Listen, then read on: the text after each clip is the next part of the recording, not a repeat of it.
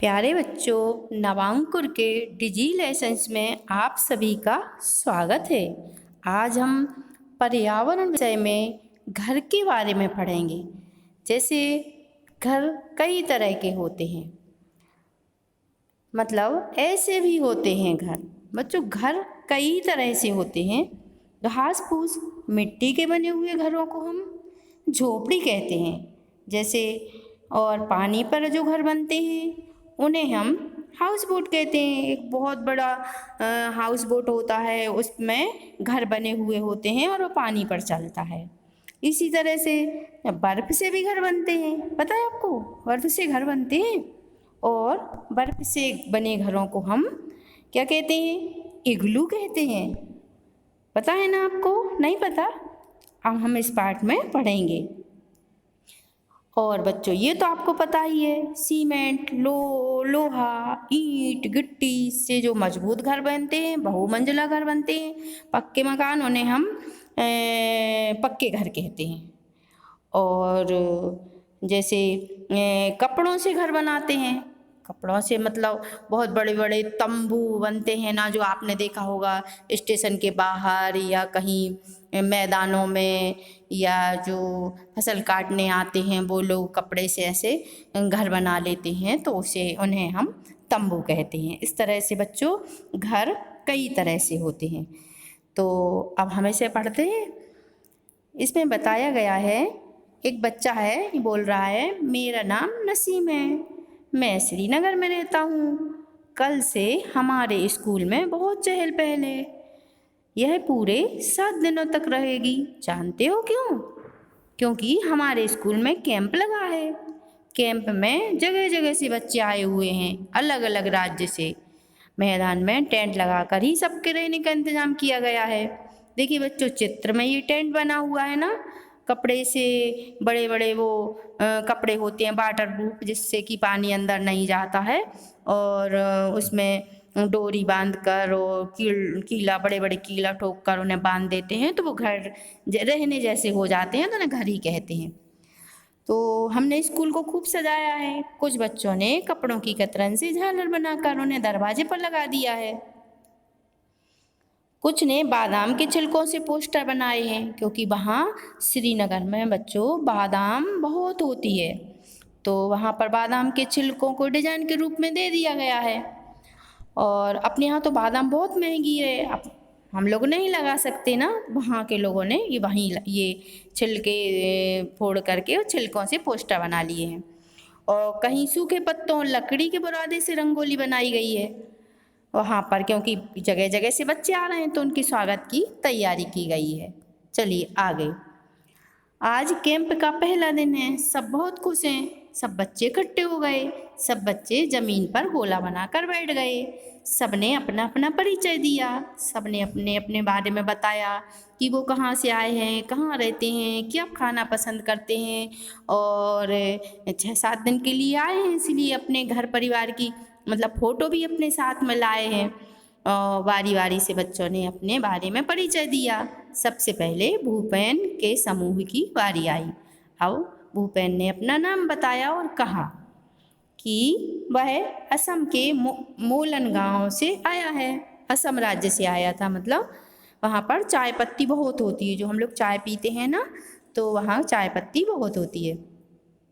मैं असम के मोलन गांव से आया हूँ। हमारे यहाँ बहुत बारिश होती है, इसलिए हमारे घर ज़मीन से 10-12 फुट ऊंचाई पर बनाए जाते हैं। इन्हें मजबूत बांस के खम्भों पर बना देते हैं, और ये घर के अंदर से भी लकड़ी के ही बने होते हैं।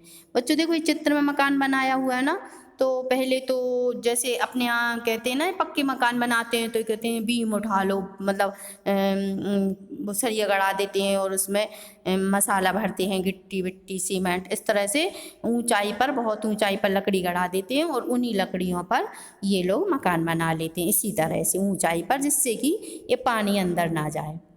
अब यहाँ एक प्रश्न दिया हुआ है, भूपेन के यहाँ घर बांस के खम्भों पर ही क्यों बनाते हैं? अब बताइए बच्चों, क्यों बनाते हैं? तो हमने यहाँ इसका उत्तर लिखा है, भूपेन के यहाँ वर्षा अधिक होती है, इसलिए उनके यहाँ घर बांस के खंभों पर बनाए जाते हैं, क्योंकि यदि ऊंचाई पर नहीं बनाएंगे तो पानी घर के अंदर आ जाएगा तो बहुत परेशानी होगी, कैसे रहेंगे। इसलिए ऊंचाई पर बनाने से पानी नीचे से निकल जाता है तो घर के अंदर नहीं आ पाता है। चलिए आगे। अब दूसरा प्रश्न है, इन मकानों की छतें कैसी हैं, इन्हें ऐसा क्यों बनाया जाता है।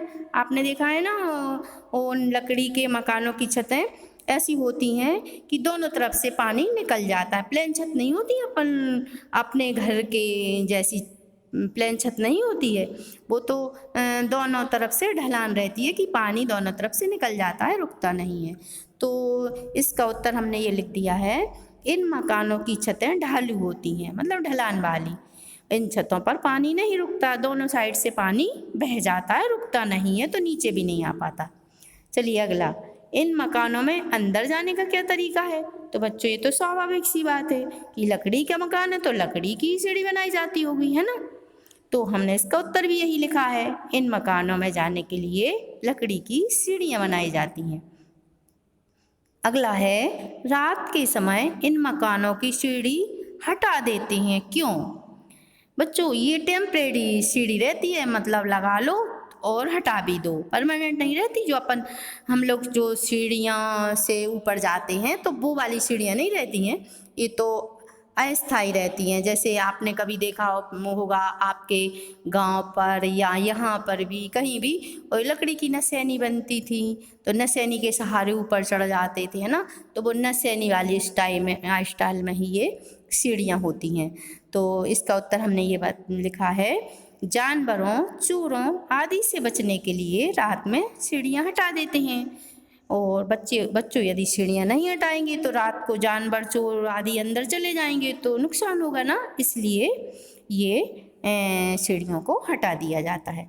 चलिए नीचे, अब चित्र में ये चमेली के बारे में बताया गया। अब चमेली की बारी आई है तो चमेली ने क्या बताया सुनिए।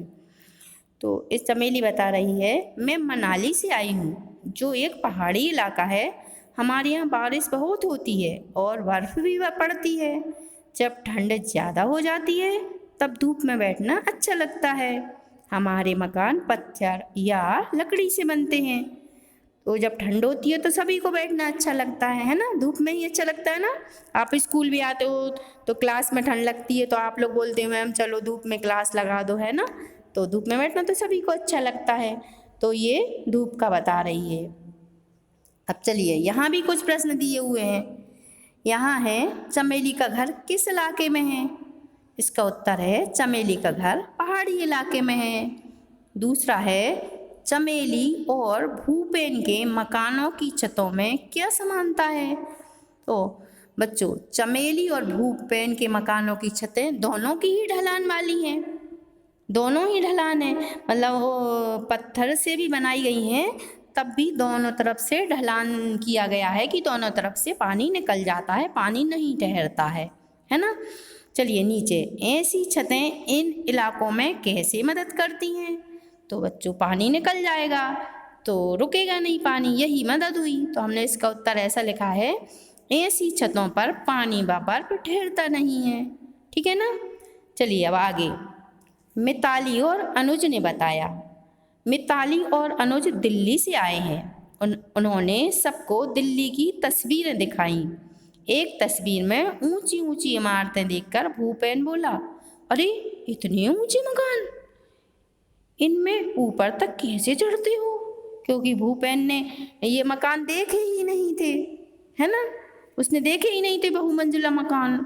तो वो एकदम चौंक गया, उसको ऐसा लगा कि इतने ऊंचे ऊंचे मकान कैसे बनते होंगे, कैसे रहते होंगे, कैसे ऊपर जाते होंगे। तो उसने बड़े आश्चर्य के साथ ये बहुमंजिला मकानों के बारे में पूछा।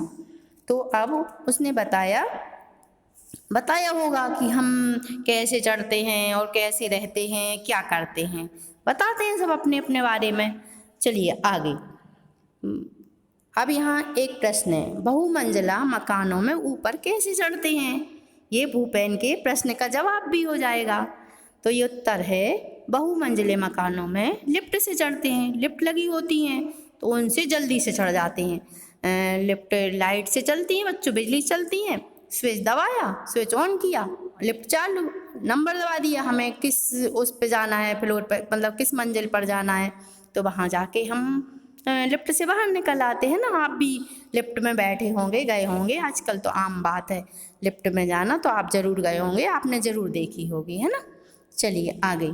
दिल्ली भारत की राजधानी है। बच्चों आपको पता ही होगा ना, ये बात तो आपको मालूम ही है कि दिल्ली भारत की राजधानी है। दिल्ली और उसके जैसे बड़े शहरों में, गांव में और कस्बों से लोगों की काम की तलाश में दिल्ली जाना पड़ता है, क्योंकि बहुत बड़ा महानगर है।